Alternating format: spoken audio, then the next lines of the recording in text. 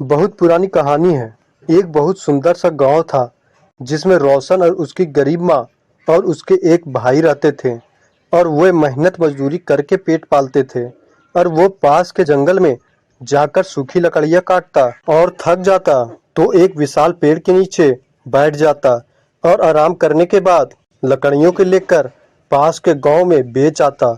और रोशन को जैसे ही पैसा मिला वो वहां से घर चला गया और माँ से बोला, माँ मुझे बहुत भूख लगी है, जो भी खाने के लिए है वो मुझे लाकर दे दीजिए। फिर माँ ने रोशन और सूरज को खाने के लिए खाना परोसा।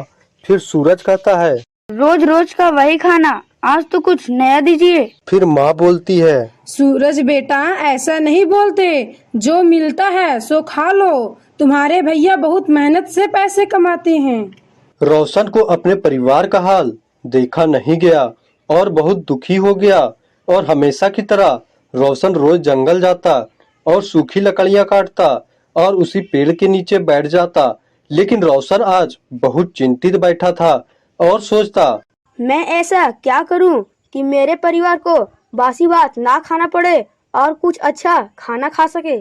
तभी एक चमत्कार हुआ। उस पेड़ से आवाज आई और पेड़ बोला, ए मेरे दोस्त, तुम इतने चिंतित क्यों बैठे हो? तुम इतना उदास क्यों हो? क्या बात है? तभी रोशन बोला, क्या आप बोल भी सकते हैं? फिर पेड़ बोला। हाँ, मैं बोल भी सकता हूँ। फिर रोशन ने अपनी पूरी कहानी बताई तो पेड़ ने बोला, अच्छा, ये बात है। फिर पेड़ ने रोशन को एक छड़ी दी। फिर रोशन बोला, इस छड़ी का मैं क्या करूँगा? फिर पेड़ बोला, ये छड़ी कोई मामूली छड़ी नहीं है, ये एक जादुई छड़ी है। तुम जो खाना खाना चाहते हो ये जादुई छड़ी तुम्हें दे देगा। फिर रोशन बोलता है, शुक्रिया मेरे दोस्त, इसका मतलब मैं और मेरा परिवार अब कुछ भी खा सकते हैं। फिर रोशन वहाँ से छड़ी लेकर खुशी खुशी घर आ जाता है और माँ को देखता है और माँ बोलती है, ये तुम्हारे हाथ में कौन सा छड़ी है? ये छड़ी से क्या होगा?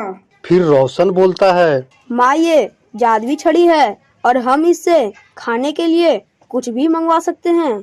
फिर सूरज बोलता है, सच में भैया, मैं कुछ भी मंगवा सकता हूँ। फिर रोशन बोलता है, तुम्हें क्या चाहिए सूरज? मुझे पूरी सब्जी और खीर चाहिए।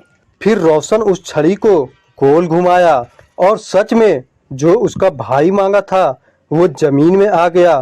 फिर उसकी माँ बोली, ये तो सच में जादू है। और उस दिन सबने भरपेट खाना खाया। फिर अगले दिन रोशन जंगल लकड़ी काटने गया और फिर से पेड़ के नीचे बैठकर कुछ देर आराम किया। फिर घर वहां से चला आया। तब तक उसका भाई जादुई छड़ी से खाना मंगाकर खाकर सो गया और उसकी माँ बाजार चली गई थी। फिर रोशन जंगल से भूखा घर आया और उसने जादुई छड़ी घुमाया और खाने के लिए रोटी पनीर सब्जी मंगवाया।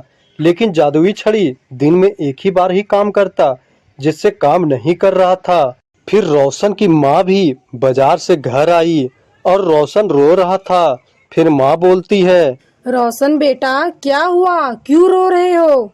फिर रोशन बोलता है, माँ मुझे बहुत भूख लगी है और मैं छड़ी घुमाया तो कुछ नहीं मिला, क्योंकि सूरज छड़ी से खाना मंगाकर खाकर सो गया है। फिर माँ ने सूरज को समझाया, बेटा सूरज, हमेशा दूसरों के बारे में सोचा करो, खुद के बारे में सोचने वाला स्वार्थी कहलाता है। हमें हमेशा कुछ भी सामान बांटकर खाना चाहिए, फिर चाहे कम हो या ज्यादा। फिर सूरज को अपनी गलती का पछतावा हुआ और रोशन और माँ से माफी मांगी। तब तक बहुत देर हो गया था, क्योंकि रोशन और उसकी माँ को सूरज का स्वार्थ के कारण भूखा रहना पड़ा। हमें इस कहानी से यह शिक्षा मिलता है कि खुद के स्वार्थ के चक्कर में दूसरा को भूखा ना रखें। अगर वीडियो पसंद आई तो दोस्तों में शेयर करें और चैनल पर न्यू हो तो सब्सक्राइब